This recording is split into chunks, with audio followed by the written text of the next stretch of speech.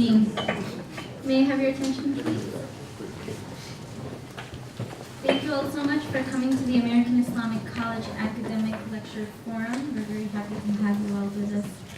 This evening we have two distinguished guests, Rudolph Ware and Zachary Wright. They will be speaking on Jihad of the Pen, Journey of the Soul, an anthology of West African Sufi writing.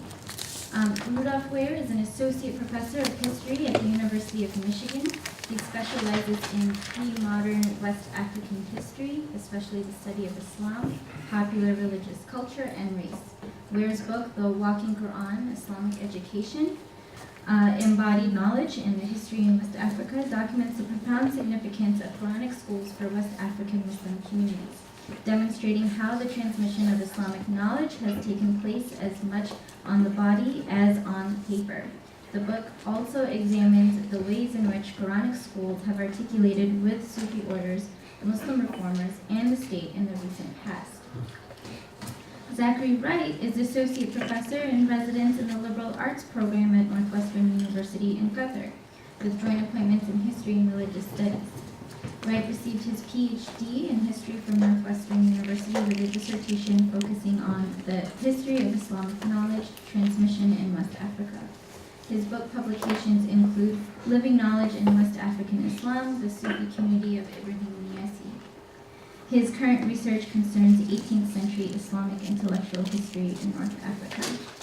Please, let's give a very warm welcome to both of our guests, Rudolph Ware and Zachary Wright. Bismillahirrahmanirrahim. Wassalatu wassalam ala ashraf al-mursalin. We're very honored to be here with all of you. We fully support the work that you're doing here at the American Islamic College. And so we really jumped upon the opportunity to come down and talk to you. We gave this talk already today, so excuse us if we're drinking a lot of coffee between words. But what we realized in the talk earlier this afternoon is that the most interesting part was the questions we got afterward. So we hope we can leave some time. Sister, how long do we have?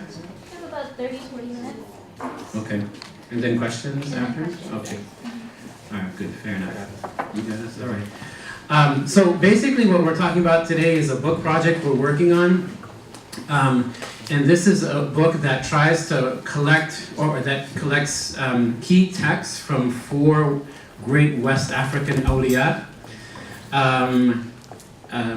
Sheikh Usman dan Fodio, and we'll say a little bit of words about these people in a minute if you haven't heard of them already. El-Hajj Umar Tal, Sheikh Amadu Bamba, and Sheikh Ibrahim Niasse.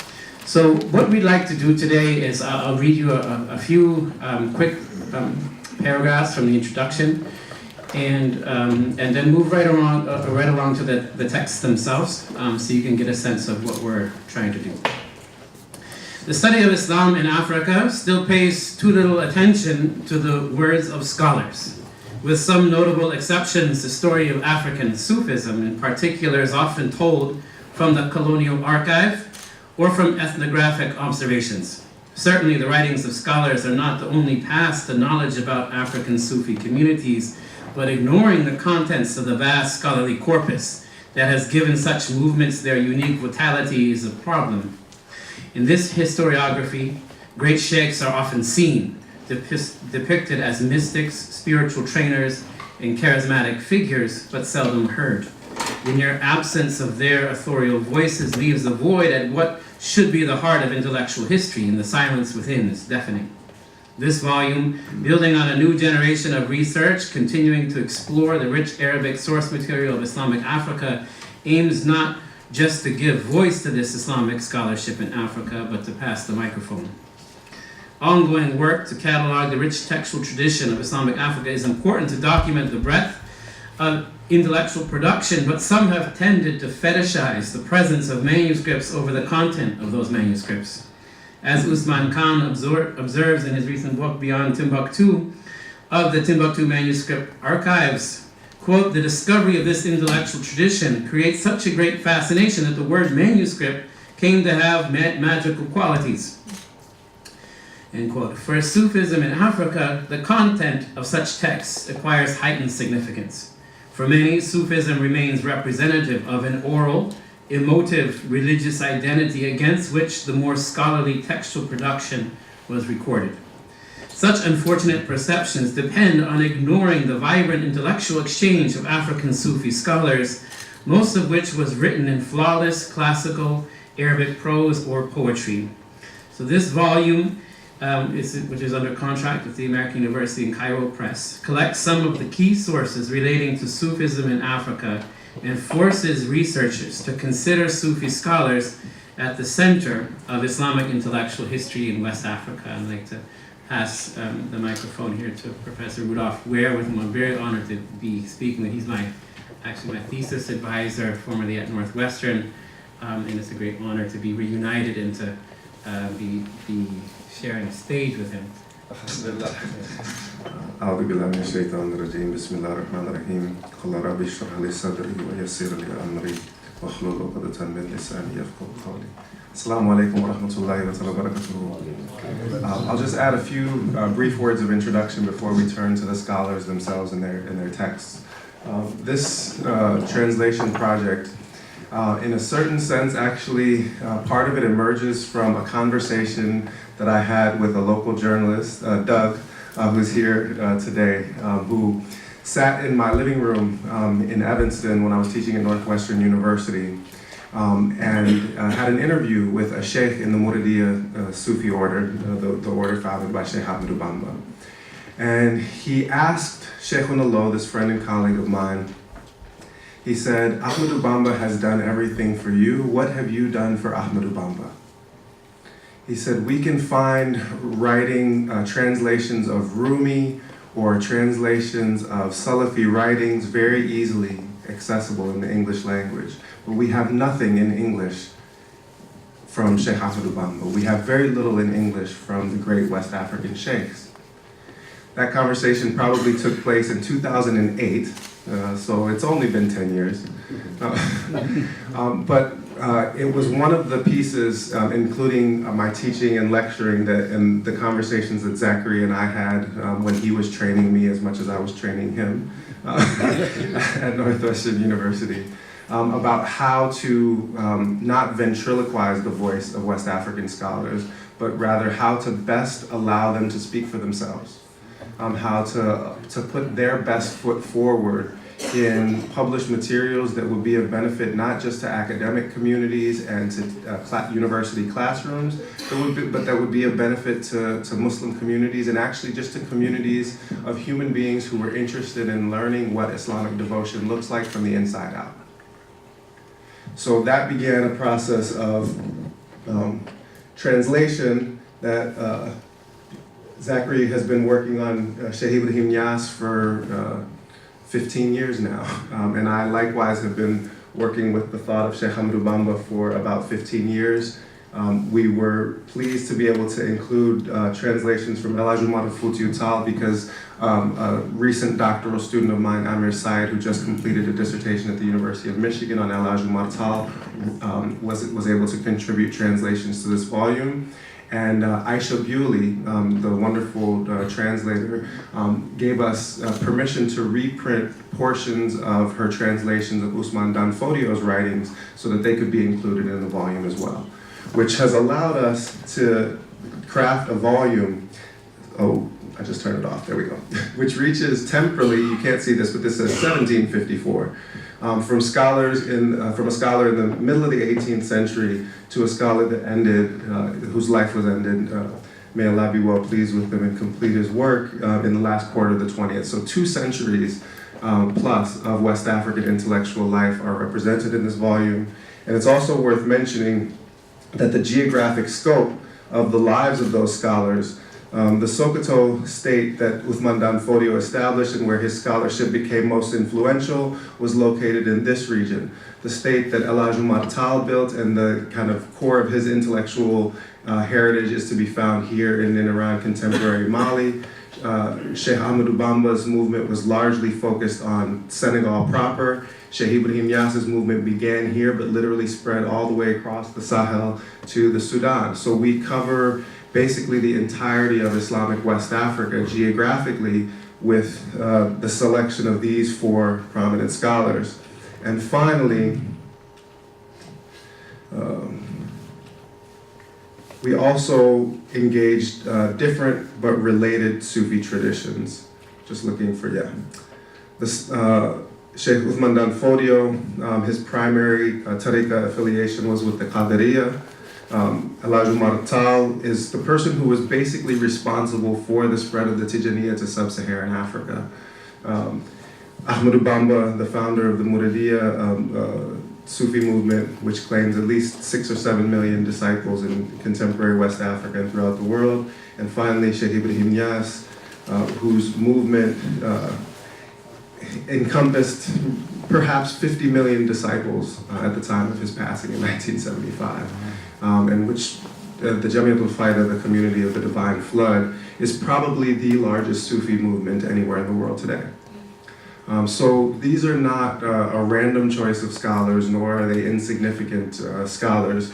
Sheikh Amadu Bamba Mbake, just in what's attributed to him from the Arabic Literature of Africa series, an attempt to catalog the writings of West African scholars, he wrote more than 200 distinct works in the Arabic language. Some of them are collections of as many as 200 poems, and some of those poems contain as many as 5,000 lines. So do the math real quick. Sheikh Ibrahim Niasse was similarly productive, at least 100 distinct works credited to him by that same cataloging series, and many of his works are significantly longer in length than those of Bamba, because Sheikh Ibrahim tended to prefer prose for his writing, whereas Bamba almost always wrote in poetry. Umar Tal was extremely prodigious. His library, which was taken by the French imperialists when they conquered what's now Mali, and has been preserved at the Bibliothèque Nationale de France, contains over 4,100 separate manuscripts in the Arabic language. So these were scholars of extraordinary erudition, and our attempts to gather some of their representative writings and transmit them in the English language can only be partial, can only be incomplete, but we hope that it will be a representative effort that will spur similar actions by other people to help bring the writings of these great West African scholars to light. All right, just a few more words of introduction before we move on to the texts themselves. Basically, what we're recognizing here are some recurrent themes that have to do with the adab al-suluk, right? So the proper manners of seeking God. And so we have didactic texts that are produced by all the scholars in question. We'll read from some of those in a minute. Basically trying to prepare the student for walking the path towards God. Other themes include love for the Prophet ﷺ, which is primarily reflected in poetry, but not exclusively. And more broadly, we have also questions of, we have questions of attaining the knowledge of God, the ma'rifatullah. The basic point here is that the Sufi tradition as reflected in West Africa is as rich and metaphysical, if you will, of Sufi literature elsewhere. But what we try to do in the introduction is to contextualize the practice of Sufism in West Africa and the text with a broader textual tradition, recognizing that the same scholars that are producing these Sufi texts are also producing treatises on Islamic law, versifications of works on mantiq, of logic and tawheed, of theological questions. So this is a very, very rich literature. The same scholars that are producing Sufi works are also producing, are basically constitutive of Islamic orthopraxy in the region. And so we recognize, of course, that effectively these figures, as we said, if we don't consider them, if we don't read their writings in their own words, we're really going to miss lots of, we're not going to be able to understand Islamic identity in the region, but they're also representative of larger intellectual trends. So the communities that they established, for example, are producing other scholars that are reflecting more publicly on metaphysical questions, for example, or are effectively writing works on Islamic philosophy in West Africa. And so what we want to do is point the direction and some of the scholars and some of the texts that people could do later work in this field. We also have, they also produce very famous women scholars that are writing texts and that need further work to discuss. And so these, and also the majority, some 30% of the texts produced by scholars in West Africa, if you look at these Arabic Literature of Africa series that Professor Weir just referred to, 30% of them deal with questions of Islamic law. 30% of the literature produced. Only about 8% viewed from the total are actually dealing with Sufism. So questions about Islamic law and other things are obviously important and need more work to be done. And what we try to do is sketch what are the contours and some of the methodological questions that are very interesting. And we can speak to that later in the question and answer. But now we just really want to get into the texts themselves. So we'll go in chronological order, and we'll start with Usman dan Folio. This is a picture of his tomb, and this is a discussion of the state that he created in the most recent iteration of PBS's Africa's Great Civilizations, along with the narrator for most of that. So this is a shameless plug for me, for you to go out and check out Africa's Great Civilizations. And I'll go back for one more plug, both for myself and for Zachary, that in large part, the work that we'll present here is also inspired by our two books, the Walking Quran and Living Knowledge. Color coordinated, by the way. Yeah, color coordinated. It's not an accident. So quickly on Sheikh Usman dan Fodio.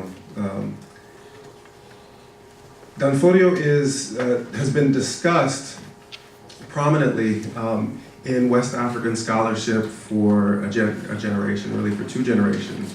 Largely because he creates what ultimately becomes the largest state in 19th century Africa before the establishment of European colonial empires. So he's treated in the historiography largely as a state builder and as a politician, which is a bit of an ironic way of telling his life story, since this is a man who began his life as a Quran teacher and taught Quran to small children right until his death. He never abandoned the teaching of the Quran. He was someone who was versed in the traditional sciences of Islam and became incredibly productive as an author in those fields.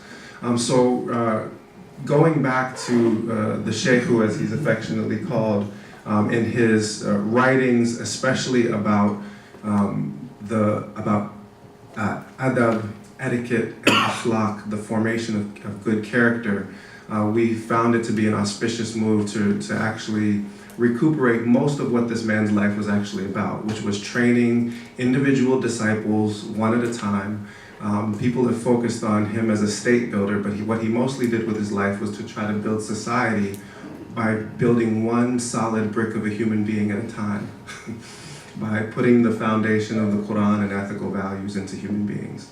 And one of the things that emerges, well, when you read across these volumes, is that each of the writers had their own distinctive personal style in the way that they wrote, in spite of the fact that they addressed similar themes.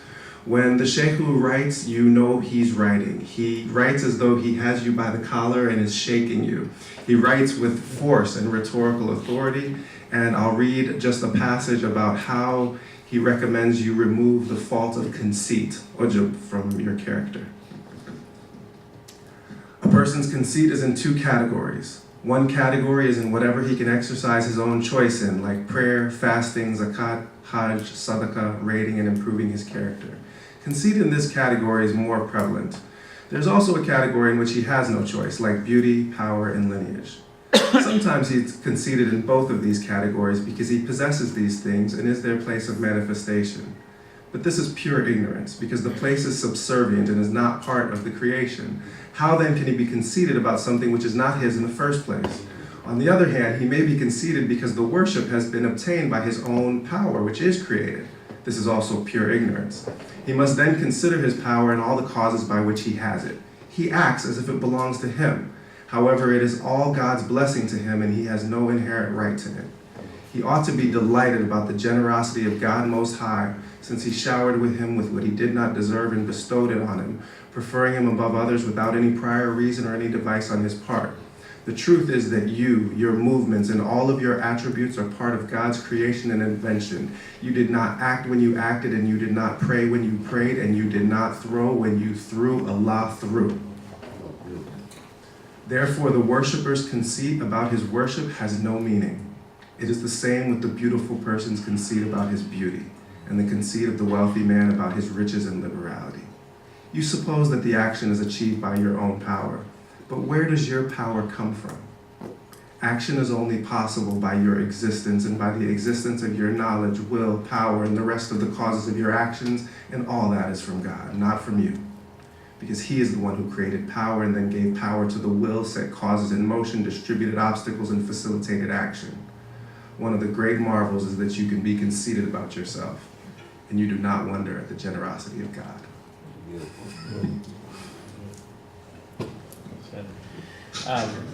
Well, as Professor Ware pointed out, the particular zauk or taste of these different scholars is something remarkable in the text. As for El-Hajj Umar Futi, who established a state similar to the Sokoto Caliphate in Western Africa, that before its dismantling by the French was probably as large as Western Europe. Of course, the French, as you know, had a different policy of colonial occupation, at least externally, than the British, and the British decided to preserve the Sokoto Caliphate. The French dismantled the Umarian Caliphate within 20 years of El-Hajj Umar's passing in 1864.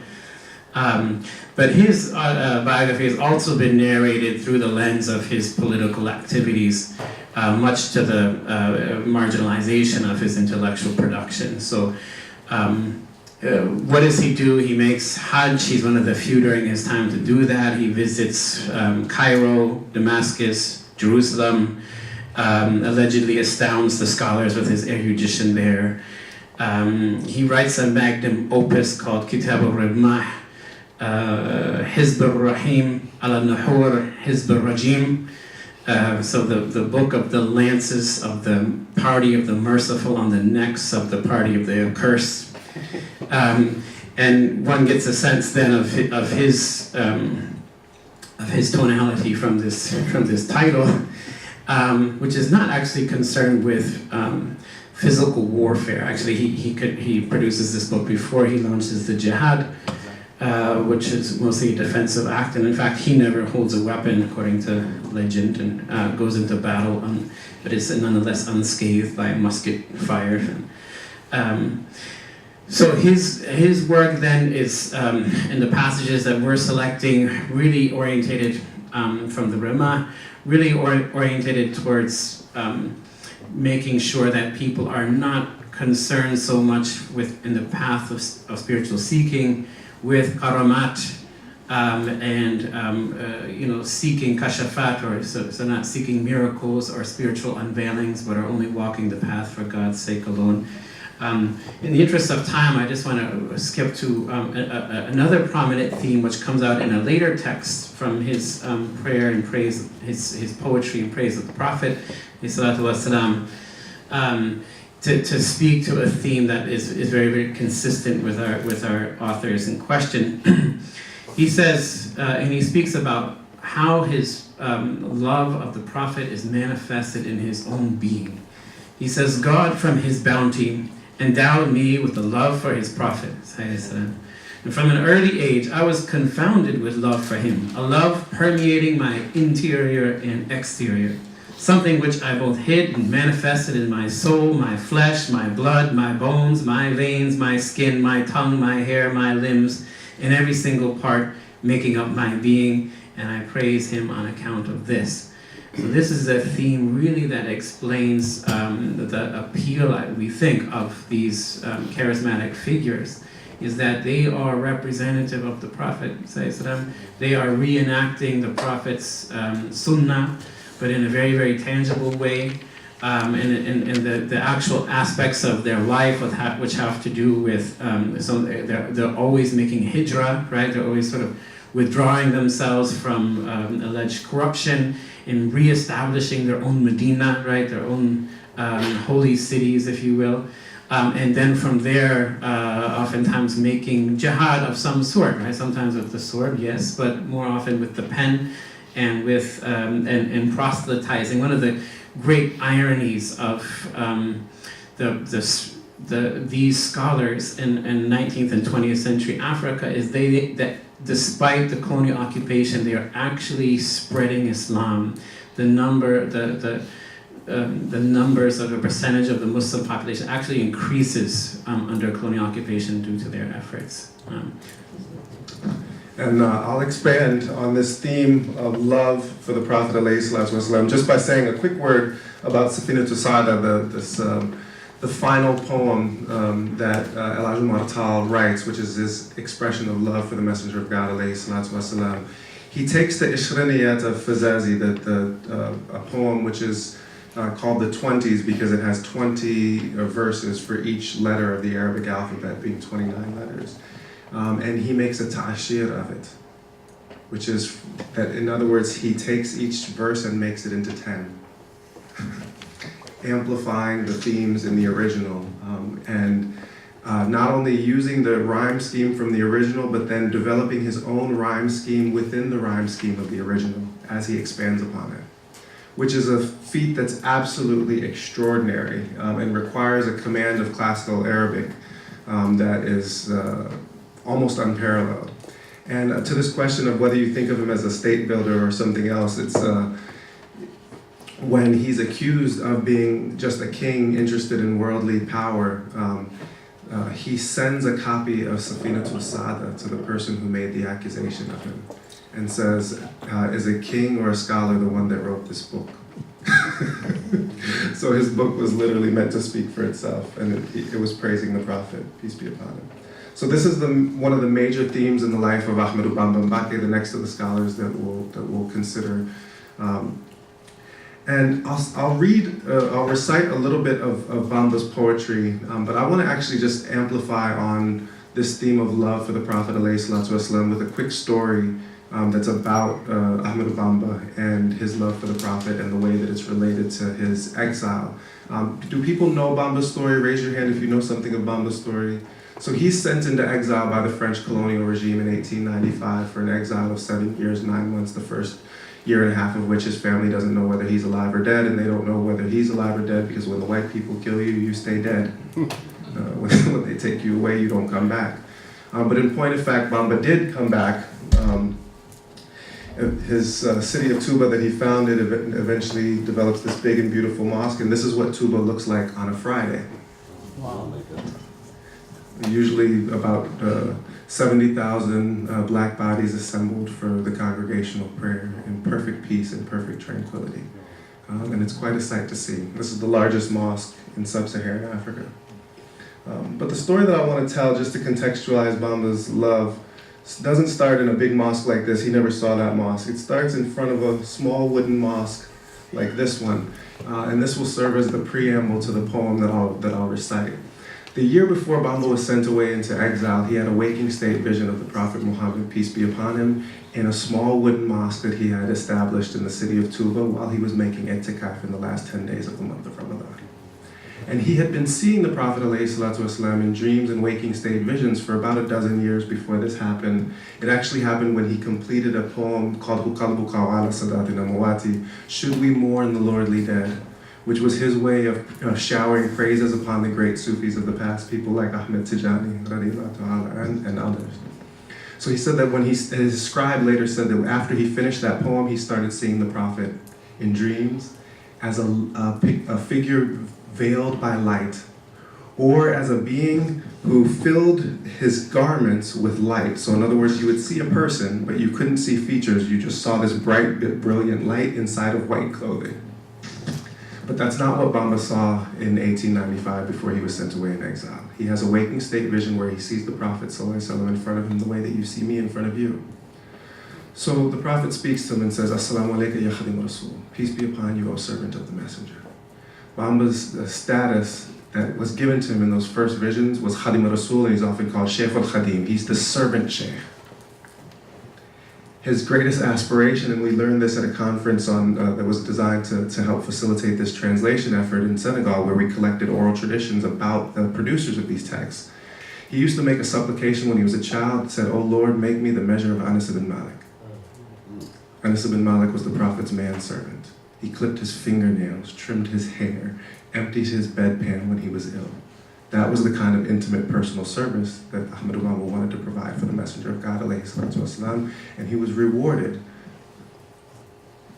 Assalamu alayka ya Khadim Rasul. Then the response, Assalamu alayka ayyuha nabi wa rahmatullahi wa barakatuh. Peace be upon you, O Prophet, and God's blessing and mercy. Then, because the veil was no longer there, he saw a thing that he hadn't seen before. The Prophet ﷺ was surrounded on all sides by throngs of people. So he said, "O Messenger of God, who are these that are with you?" And the Prophet ﷺ said to him, "These are the people of Badr. They never leave my side, not even for a moment." So Bamba conceived in his heart an aspiration at that moment. He said, "I too want to be amongst those who were never absent from you. What can I do to join their company?" And the response was, "What you ask is going to be difficult. Because the ones you see with me spilled blood when they didn't want to spill blood, and they had their blood spilled when they didn't want to have their blood spilled, and the time for spilling blood is over. It ended with them. So you have no sacrifice that you can offer that would make you worthy of their measure." So you can imagine Bamba crestfallen, right? But the Prophet is gentle of character. لَقَدْ جَاءَكُمْ رَسُولٌ مِّنْ أَنفُسِكُمْ عَزِيزٌ عَلَيْهِ مَا عَنِيتُمْ حَرِيصٌ عَلَيْكُمْ بِالْمُؤْمِنِينَ رَءُوفٌ رَحِيمٌ. So he says that I come with good news. In 3 months you will become the Qutb al-Zaman, the axial saint of your time. For no one can become the Qutb except that they've reached their 40th birthday first, and your birthday's coming up in a few months. But this is really just a formality. If you want, I make you the supreme saint beginning today. And Bamba's response is classic. He says, "That would be lovely, that would be beautiful, but my ambitions now surpass this. Now that I know that there are people who are never absent from you, even for a moment, my heart cannot be content with absence from my beloved." So the Prophet ﷺ says, "Do you think you're the only one who ever loved me? All of the awliya in my religion love me the way that you love me, and I've appeared to them just as I'm appearing to you. But this thing that you ask has neither been asked nor given to any that came before you." And Bamba says, "Listen, I don't know what you want from me. I've told you how much I love you, and I've told you my heart cannot be in rest until I'm with you at all times." And so the response is, and so then Bamba says, "And I'm willing to pay whatever cost is required." And the Prophet says, "Whatever cost?" He says, "Yes." He said, "Then you must go out and face your enemies in your time the way they face their enemies in their time, but you're forbidden from shedding so much as a single drop of blood. If you shed so much as a single drop of blood, your compact with me is broken. I'm not of you and you're not of me. And if you're going to face your enemies in your time the way they face their enemies in their time, then you must leave this city of Tuba that you love, because when you came here, you prayed to God in my name that he protect this place until the day of judgment, and that prayer has already been answered. So if you're going to face your enemies in your time, it won't be here." So Bamba completed his fast and was arrested 3 months later by the French colonial regime, who had been plotting to have him taken away, irony of all ironies, for plotting a jihad, a man who was sworn not to shed so much as a single drop of blood. But Murids gathered in that city of Tuba to celebrate not the day that Bamba returned from exile, but the day that he was sent away. And the last poem that's included for translation in the volume, in the piece on Bamba in our volume, is his ode to joy upon his return and his expression of love for the Messenger of God, alayhi salatu wasalam. And I rendered the translation of it in verse because he specified that he wanted to bring joy to the Messenger of God with these rhymes in every age and every hour for all eternity. So the Arabic, a few lines, and then a little bit of the English. وهو النفيس فلا تقيس وهو رئيس للأنبياء شمس الشماس رأس الرؤوس خير الأنيس للأولياء شفا صدور ضياء دور بدر البدور بعد ضياء. A priceless treasure, precious beyond all measure, prince is he among the prophets, son of sons, prince of princes, to the saints an ally and dearest of intimates, healer of hearts, the glow of the hearths, the fullest of moons shining luminously, divine rain for the grateful, but lion to the hateful or the unfaithful and cowardly, garden of the guided, fire of the misled, his eminence clear to those who reflect, eraser of error, bearer of gifts, for creation a guide without defect. He gained his glory on the midnight journey, not in fantasy, but in the flesh. Glory to the Lord, whose beloved drew near by night in innocence at his behest. Once purified, he made the journey, bringing joy to the prophetic assembly. The trustworthy traveled with trusted guide on trusty steed to peaks of purity. I would go on at some length, but when Bamba returned from his exile, and I'll close this section on this, he had written works, didactic works, teaching works, similar in theme to those that are discussed by Donne, Fodio, and Umar Tal. But when he came back from that exile, he said, take everything that I wrote before I was sent away and throw it in the sea. And from that point in time, he wrote only praise poetry expressing his love for the messenger of God. What he said with his writing was that the final act of devotion for the servant was erasure in the beloved, and that nothing else was worth him moving his pen, except to try to find the very, very best words that he could to praise the messenger of God. Sallallahu alaihi wasallam. Sorry for going so long, Zachary. No. That's great, thank you. Well, I know we're sort of running out of time, but just this theme then to sort of draw it together of love for the Prophet, and also saintly authority that you see clearly manifested in West African Islam, I think is important to recognize that these were not people that were really looking elsewhere at all for an Arab to tell them what to do, and that they saw themselves as part of a paradigmatic saintly community. I think nowhere is that as pronounced in the community of Sheikh Ibrahim Niasse, where these articulations are very distinct in the writing of the pen of the Sheikh himself. I just would read a quick poem that I think brings this together, and he laid down the gauntlet of reading the Arabic, so I'll try my best too. But the point being that these poems are, as text, these are performed in many cases. And so what you actually are witnessing here is the way that many students would actually hear it, right? بسم الله وصول جميع الماسكين بحبليا تحقق من لم يكذب بربيا وجوبي فياف في المعارف لم ترم فقد كسر الأقطاب عن درك شاويا بفضل الله ناسي جل جلاله وحب رسول الله طه نبيا. So you can go on, but he's essentially saying a prayer, may all those who hold to my rope attain arrival, in other words, in the divine presence. May he attain true knowledge of him, or God, whoever has not given lie to the Lord. In my traversing the deserts of gnosis is beyond another's aspiration. So the axial saints have failed to realize my objective. And this by the preference of God, of the God of mankind, mighty and exalted is he, and by the love of the messenger of God, my prophet, Taha. So the other texts that we're working with Sheikh Ibrahim have to do with a very pronounced justification of Sufism itself, and one of the things that he does in his magnum opus, or the removal of confusion, which I've translated elsewhere, is to draw what he calls the cream of the statements of this tradition, meaning Tasawwuf or Sufism. So you don't have to go looking through these other books. And so I'll just read you a quick quote of how he frames the practice of Tasawwuf, essentially prioritizing it not at the expense of other knowledge disciplines, but as their height in essence. So he quotes Junaid to say, Tasawwuf means that the real, or God, makes you die for yourself and live for him. It means that you exist for the sake of Allah without any other attachment.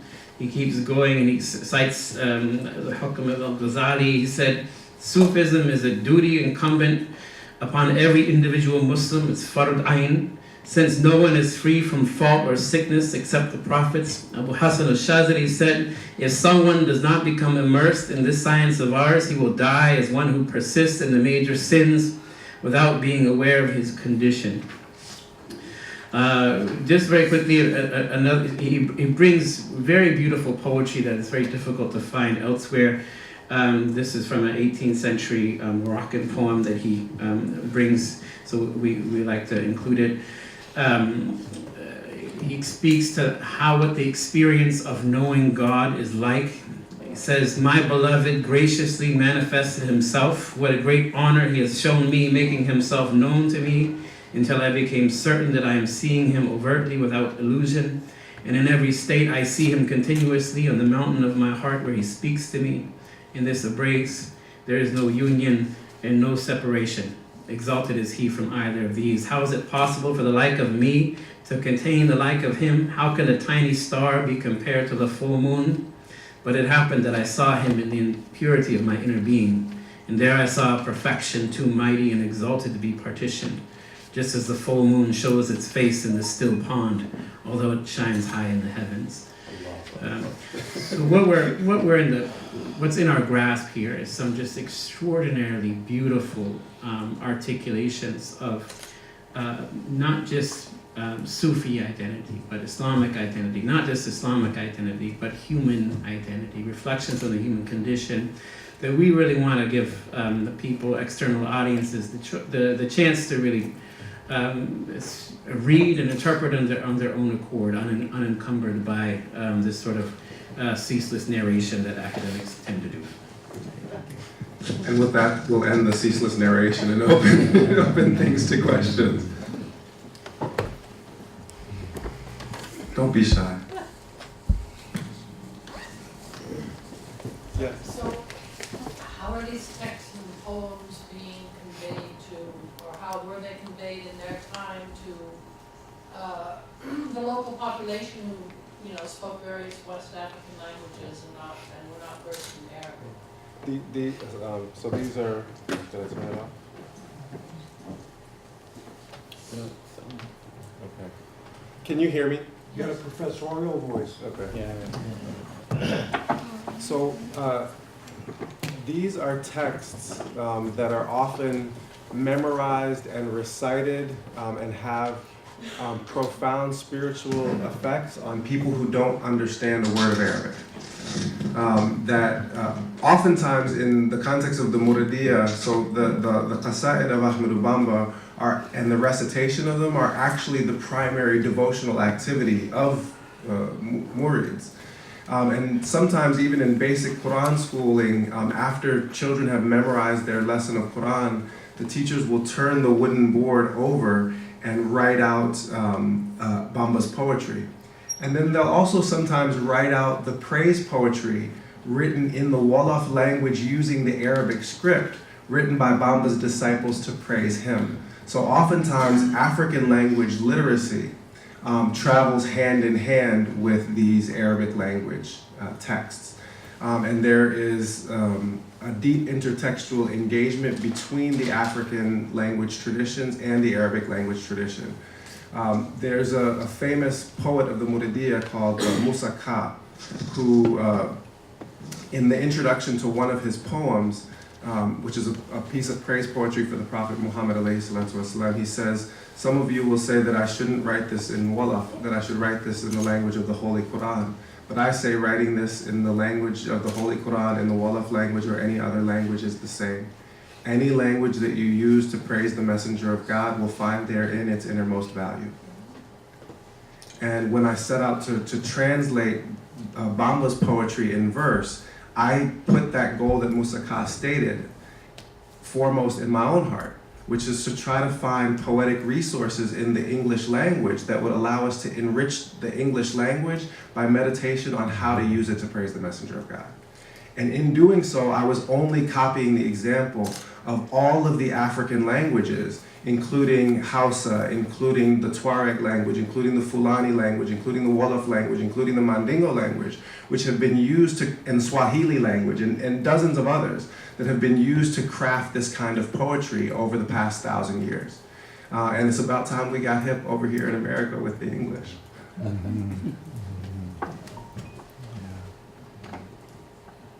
You had your hand up. It's possible that I missed this in your introduction, but where do you draw your geographical boundaries for your work? North especially. I mean, are you sub-Saharan? Is it the Sahel? I didn't hear. Yeah, it's a good question. Right. I think we're trying to suggest that there's a vibrant intellectual tradition south of the Sahara, but that it's not bounded by the Sahara itself. As you probably are aware, in sort of Saharan studies today, the dominant idea is not looking at the Sahara Desert as a border, as an obstacle, but rather as a means of exchange, sort of like the Indian Ocean. Right. And so there's very interesting things about 19th century Moroccan scholars being very impressed with the Jihad of El-Hajj Umar Fouti and writing him interesting things. Likewise, Moulay Suleiman, the Sultan of Morocco, writing a letter exchange with Usman dan Fodio and the Sokoto Caliphate. So this is really one intellectual sphere, but we're sort of falling back on the idea of Black West Africa, in quotes, right? Simply to say that this, there are scholars from this region that that the exchange doesn't go one way; it goes back the other way as well, right? That Ahmed Bamba, for example, from Timbuktu, when he was sent into exile after the conquest of Songhai, the Songhai Emperor by Morocco. Is actually teaching in Marrakesh, is teaching Moroccan scholars, and they're getting ijazah from him. And so this is, and this is reflected very particularly in these Sufi movements as well, that are now influencing North and North Africa and beyond. I mean, there are followers of Sheikh Ibrahim Niasse, Qatari citizens working in the government. And also, there's a madrasa Sheikh Ibrahim Niasse in Pakistan. This is this sort of confounds the narrative of African Islam that we want to give the textual foundation to sort of represent. I'll just add briefly to that both of us are first and foremost trained as historians of Africa. That is our primary disciplinary foundation, even though we do other things. And part of the argument, both in the Walking Quran and in Living Knowledge in West African Islam, is to get people to pay attention to sub-Saharan Africa, which is often marginalized in studies of Islam. So, how many people in this room, before they came into this room, knew that 1 in 6 of the world's Muslims lives in sub-Saharan Africa? That there's more than 330 million Muslims in sub-Saharan Africa and less than half that many in North Africa. That there are more Muslims in Nigeria than there are in Egypt, that there are more Muslims in Ethiopia than there are in Iraq, that there's a higher percentage of Muslims in Senegal than there is in Syria. So while it's not in all of our work that we draw lines between sub-Saharan Africa and North Africa, it is sometimes necessary to draw those lines in order to highlight the contribution of sub-Saharan West Africans. Now, in a current book project that I'm writing, I refer to a place that I call Western Africa, and my Western Africa includes the Maghreb. My Western Africa for this new book on dreams and visions in Islam basically looks like this. It wraps up Algeria, Morocco, Mauritania, and circles around through Chad. And I consider stories of dreams and waking state visions from scholars that come from all in that environment, and the way that their narrations of dreams and waking state visions and the roles that they played in their lives were connected. The stories of dreams and visions circulate. So neither of us believes that that there actually is a space separate from other parts of the Muslim world that we can call Black Africa, but sometimes you need to shine a light on an understudied part of the world, and I think that's largely what we try to do. You said the Sheikh Amadu Bamba, yeah, his following even increased during the colonial times, I wonder, if you could shed some light, how they survived during the colonial time, or what kind of, resentment on both sides, they provided and they faced, during colonialism, colonial time, and how they resisted that, what kind of support they provided for the liberation, and how did it? So the first thing I would point you with respect to the question of the Muradiyya specifically, I turned it off again. I would point you to the wonderful book written by my colleague at the University of Pennsylvania, Sheikh Babu, in his book Fighting the Greater Jihad, Amadu Bamba and the Founding of the Muradiyya, which is largely an account of how the Muradiyya manages to survive and thrive, during the establishment of colonial rule. And then I would also point you to chapter 4 of my own book, The Walking Quran, which is actually about how different Sufi movements, including the movements of Shaykh Ibrahim Niasse, the movements of Al-Hajj Malik Si and Amadu Bamba, are actually, they are able to expand because they take advantage of the ending of old forms of social inequality in pre-colonial Africa that were tied to slavery, that were tied to kingdoms that had existed. And they offer a new democratization of access to Muslim identity. They offer Quran schooling to anyone, whether a free background, slave background, casted background, and they respond to a demand in the society for dignity through access to Islamic education, and then they offer, in increasing waves of intensity as you move through Bamba's movement into Shaykh Ibrahim Niasse's movement, ever expanding circles of access to the highest pinnacles of Sufi experience. They end up making Marifa, this thing that is a prized possession of a few elect saints for most of the history of Islam, into something that's accessible for people of slave background, male, female, young, old, rich, poor. And that is an incredibly powerful thing, and it's the reason why Sufism becomes so central to West African history. If you look at Pew Research Center data, it'll show you that the top 11 countries in the world for self-identified Sufi affiliation are all in West Africa. 92% of Senegalese self-identify with the tariqa. The highest percentage in any other country is in Chad, that's 55% is the next one. And all of the top 11 are in West Africa. In fact, for countries that are outside of West Africa, the highest percentage that you get to is 17. So West Africa is literally the Sufiest place on earth.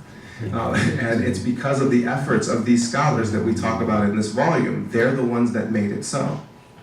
Yeah, so I just want to add very quickly that when we're talking about Sufism in West Africa, we are recognizing its articulation and dialogue with the broader ulum ad-din, the broader religious sciences.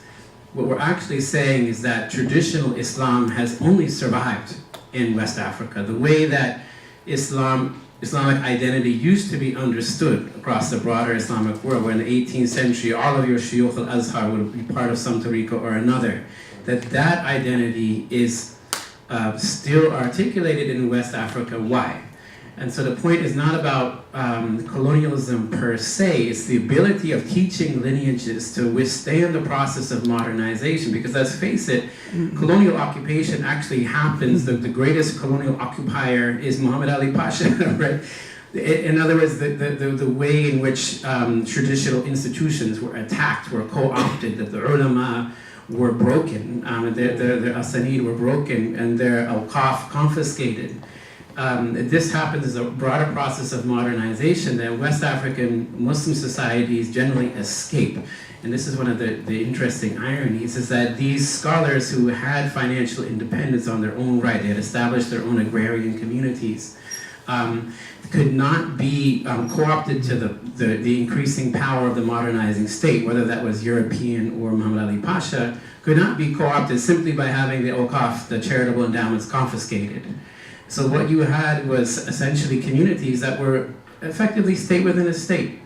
And that's still the case today. If you go to Touba, if you go to Medina Bay, Kaulak, these communities regulate their own police force. They have their own courts. They build their own roads. And so that's something that still remains an aspect of tension on the political, in the political realm. But from the perspective of the transmission of religious knowledge, this is what is essentially defining the purpose of their existence. Right? I think you had your hand first, and then here. First, I wanted to thank you for reading and translating those beautiful texts of poetry. It really was our pleasure. Very, very moving. We did it for ourselves. Yeah, we did it for ourselves. Well, you did it for us too, so that was good. I wanted to ask you, one of the areas that I'm interested in for research is the whole area of West Africa in terms of the majority, likely the majority of the slaves that came to the Caribbean and the United States came from West Africa. That's right. And this, of course, made me think about the fact that most likely many of those slaves were followers of these various sheikhs, that you're talking about. Did you run into that in your research, and what kind of impact maybe that had during that time in the communities? I've written about this fairly extensively and discussed it also in that documentary series. So I've written pieces for the Cambridge World History of Slavery on slavery in Islamic Africa for both the Fort period from 1400 to 1800 and also for the 19th century. And then chapter 3 in my book, The Walking Quran, is actually about Muslim anti-slavery movements in West Africa. And sometimes those Muslim anti-slavery movements end up with the protagonists being enslaved and sold to New World destinations. At least between 10 and 15% of the total volume of the Atlantic slave trade is a traffic in Muslim slaves. And while Muslims are not, if you aggregate them as a religious group, they're larger than any single ethnic group that is traded during the period of the Atlantic slave trade. And I'm actually currently working on a book called The First Atlantic Revolution, Islam, Abolition, and Slavery in Atlantic Africa, circa 1776. It's about an abolition movement. And I've actually been able to follow the enslaved lieutenants in this anti-slavery movement and tie that when they're enslaved and sold to places like Charleston and Savannah and Antigua and Saint-Domingue before it becomes Haiti. And there are many surviving manuscripts, Quran texts, and also some texts that are usually classified as indecipherable Arabic, and people think that they're written by semi-literate African scholars, except as soon as you read them, you realize they're an African language written with the Arabic script. They were never Arabic to begin with. And those surviving texts are from the southern tip of the South American continent all the way through to Georgia and other places. And the reason why those texts survive is the basic argument of this book, The Walking Quran, is that if your goal in education is to actually inscribe the book on the being of a human being, then you can strip a person naked, put them in the hold of a slave ship, send them 5,000 miles away from home to live and die in a life of toil, but you cannot take the book away from them if they are the book. And that's why we have these surviving texts that have been written all throughout the Americas. It's because of this old-fashioned commitment to this traditional education in Islamic knowledge, beginning with the Quran that Brother Zachary was just mentioning. So thank you very much for your question. I'll just add one vignette. I'm teaching a class on Islam in America, and one of the problems is that the texts that these enslaved Africans are producing, the people that are analyzing them don't have the skills from the background of the Ulumuddin, with the sciences in West Africa. So one example is this Umar ibn Sayyid, whose letter to his master is discovered. It's a letter in Arabic, right? But and nobody can understand it. So why is this repetition of these strange verses of Quran? And then he's got a geometrical design, and he put his master John Owen inside the box, and he writes Tabat Yada Abi Lahabin Watib. And so I'm in Qatar, and I'm teaching my student. I said, what happened if you found a piece of paper in your house with Tabat Yada in your name and Tabat and this curse? Is all that's So this is the talismanic sciences, right? And Umar ibn Sayyid so happens to have, he's enslaved, but he has his own house and he doesn't have to do hard labor. So it's an interest. Maybe he put his master under taskhir, right? I just wanted to answer your question with this text that comes from. This is from an 1840 evangelical text called Pro-Slavery Interpretations of the Bible That Are Productive of Infidelity. It's written by a preacher who argues against using the Bible in self-interested ways that with enslaved Africans, that this only produces a resistance to Christianity. And he tells the story of a man in the year 1806, on the arrival of a slaver from the coast of Africa. J. Doherty went to the city of Savannah to buy slaves.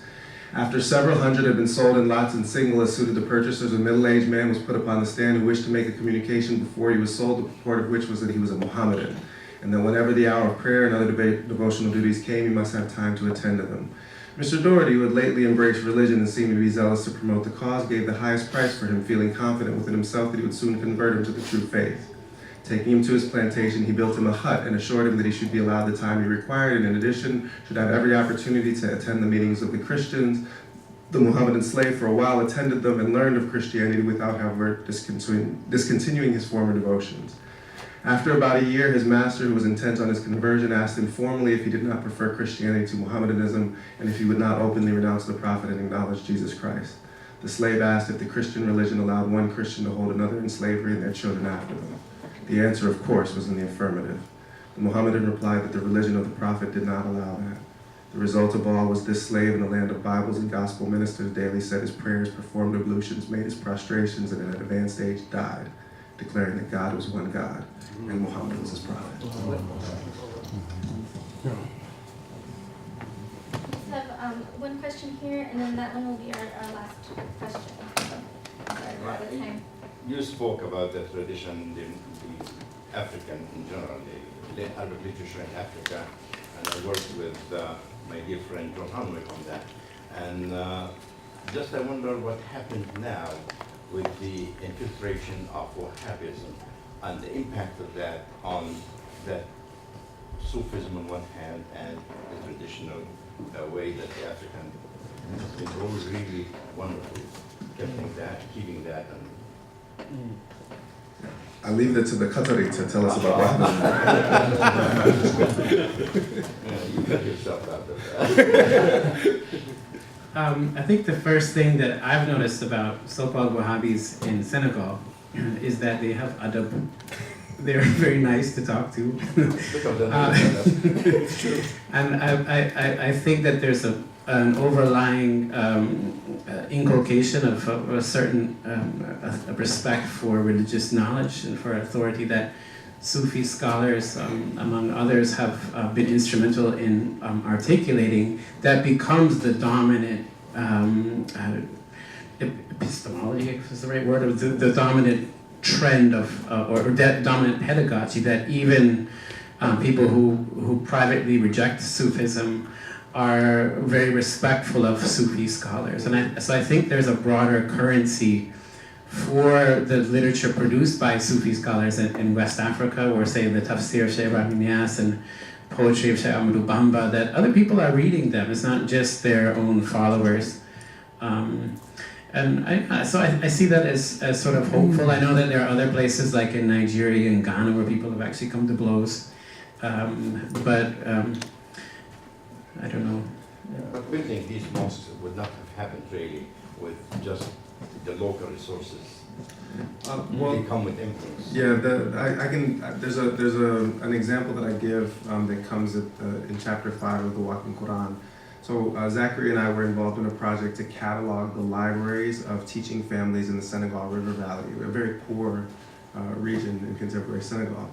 So there was one library that had many times as many books as others, and it was the library of a Salafi school that had received thousands of dollars worth of book donations from different Gulf sources. But to Zachary's point, that the teacher in that school taught Maliki fiqh to anybody in the surrounding community that wanted to learn it. He taught not only the Hafs recitation of Quran that he used, but he also taught Warsh recitation, which was more commonly used by the scholarly families. And he said, when I asked him about this, I said, and we, praying the morning prayer, like he doesn't leave you time to make qunut, he just goes, straight down. The Malikis don't have time. He prays the way he prays. He believes what he believes. But he makes space in his intellectual community to serve the interests and needs of the people around him. When I asked him, I said, you don't believe in madhab. Why are you teaching Maliki, the text? He said, because Islam is about being a good neighbor. And if my neighbors want to learn the Risala of Qayrawani, and I can teach them the Risala of Qayrawani, then I should teach them the Risala of Qayrawani. And so it substantiates your point. To point out that things are changing in the Gulf, as you probably are aware. I just made the ziyarah to the Prophet's mosque. I saw people teaching the Risala of Karim Abi Zayd al-Qarawani in that mosque. I met a man, a Sharif from Saudi Arabia, who I met in Senegal for the Mawlid, is sitting there outside the Prophet's mosque. I sat with him, he said, wait, sit, we're going to make the wazifa. So we make openly the Tijani wazifa in the mosque of the Prophet. People from Oman came, so very interesting things that are happening. I know. Okay, but since you told that story, I'm going to tell this one. I interviewed an elderly Gambian sheikh, wonderful Tijani sheikh, who told me the story of the pilgrimage that he made in the 1970s when he sat down next to the grave of Rasulullah sallallahu alaihi wasallam and tried to make supplication there. And one of the Saudi policemen started beating him with a stick and called him Abid, and said to him, nigger, don't you know the Prophet's dead, he can't hear you. So there is still an issue in how the very status of the Prophet Muhammad alayhi salatu wasalam and what his ontological status is in the universe after death. Because for the vast majority of Muslim scholars throughout history, he is alive and well taken care of in his grave, and the earth is forbidden from consuming the flesh of any of the prophets, and certainly the seal of them. And that he comes and goes to the gatherings where he is mentioned, and that any good words that you say to praise him are reported to him, which is why Bamba wrote the epilogue to the poem the way that he did, and it's why Elijah Umar set out to write Safinatu Sada. And that kind of irreducible distinction is something that Zachary discusses actually quite nicely in a piece on Salafi theology in the comparative studies of South Asia, Africa, and Middle East in a recent edition. So I encourage you all to look at that. So while there is certainly improvement and the adab in West Africa is often quite good, some of these tensions are far from resolved. Brother Doug? First of all, it's great to see you vote. Thank you so much for what you do. There was an article.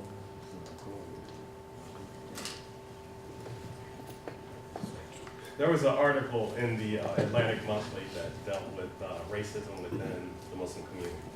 And, back to the days when, you, I, and Rudiger would sit and we would talk, you always talked about doing the work that you do, the pushback that you got when it came to dealing with Islam south of the Sahara, and also Islamic scholars south of the Sahara, especially Islamic scholars south of the Sahara.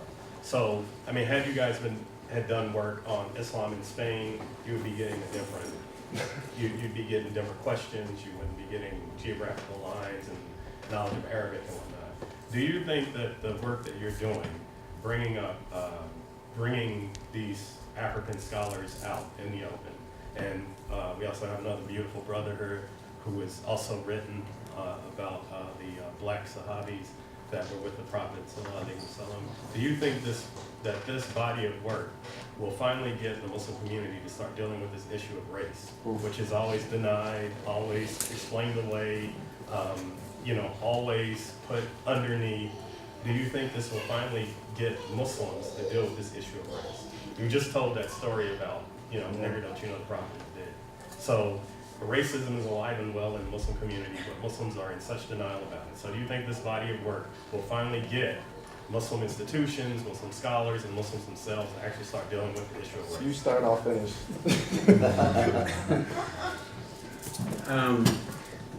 I think from the perspective of the traditions that we're working from, the idea of racism is essentially a problem of the human nafs. It can't be solved through texts, and can only. I asked one of the shaykhs in West Africa. I said something. I said, the white people have trouble coming to Islam because they have a lot of nafs. He said, there's no other way, they have to kill it. And I think that's essentially the problem we're seeing in the Arab world. There's a lack of tazkiyat al-nafs. If you don't have tazkiyat al-nafs, the purification of the self, then of course these are ramifications and results that are going to accrue to one's arrogance and one's the kind of things that Sheikh Usman Fodio was speaking about. So I would say that the texts are important, they're a start, but they depend upon the actual enactment of those texts. It's not enough just to know about their existence, to know that they were great African scholars. If you haven't cleaned your nafs, you're going to look down on people that you think are, even if that's so in teaching African Islam in the Arab world. I mean, that's the sort of this bifurcated reality that I see. Yes, what great scholars, but when it comes down to actually enacting a more egalitarian perception of the world, is just they still go back to their nafs.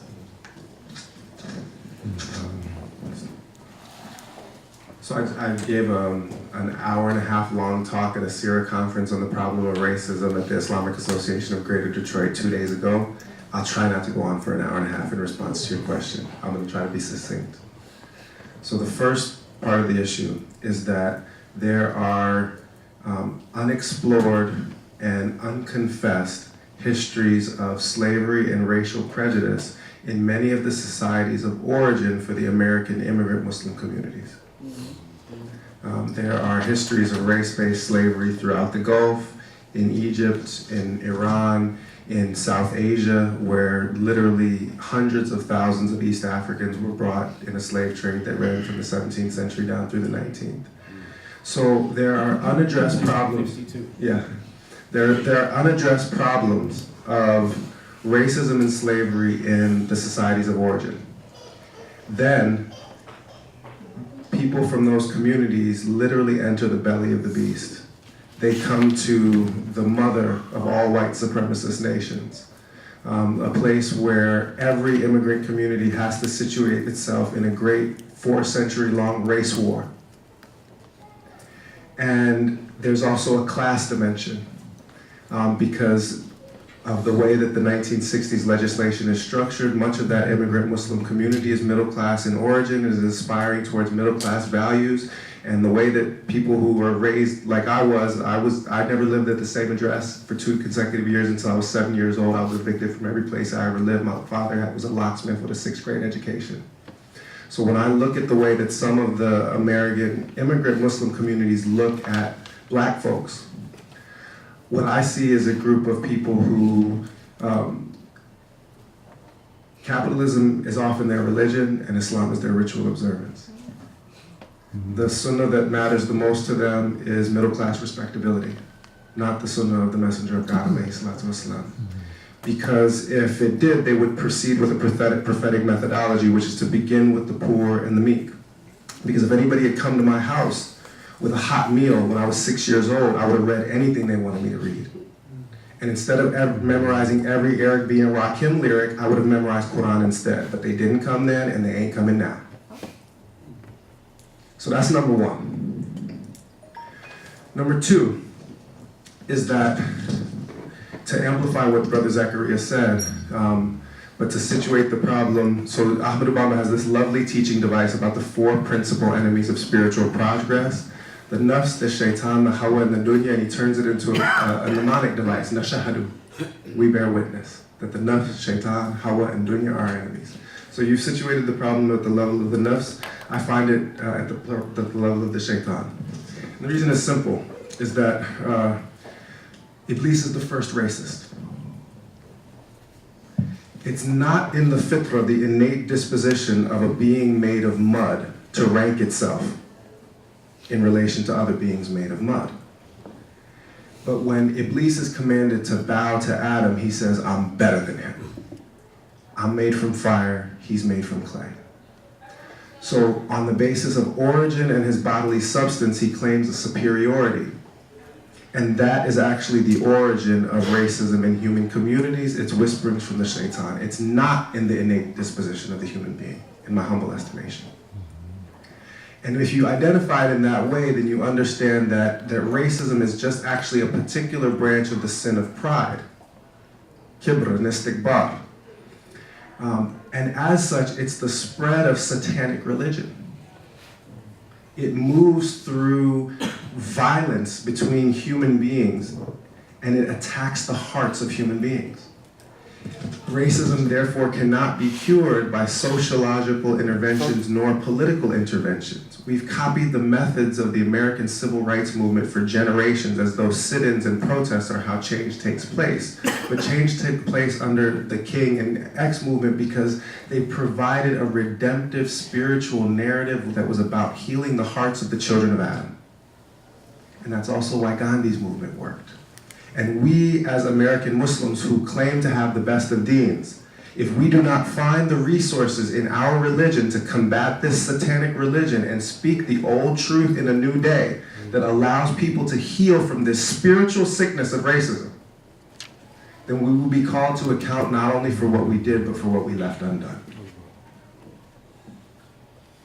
And there's a lot more that I could say about that, but I promised I wouldn't do an hour and a half. Good job. Doing good job. Thank you very, very much. Can we please give them a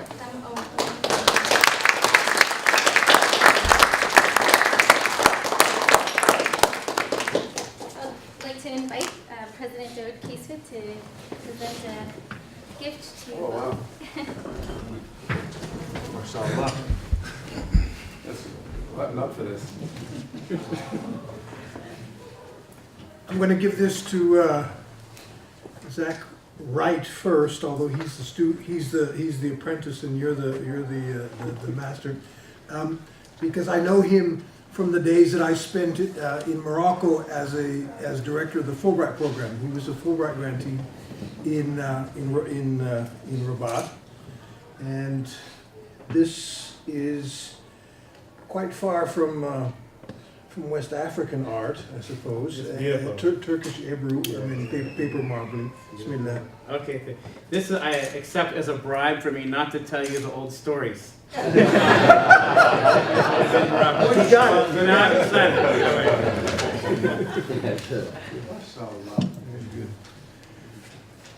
And this is to someone that I'm very honored to meet. I've read about your and heard from my son. You haven't met him yet, but that's Yusuf. And he used your book in one of his classes at the University of Chicago, so he'll tell you all about it. Bismillah. Thank you very much.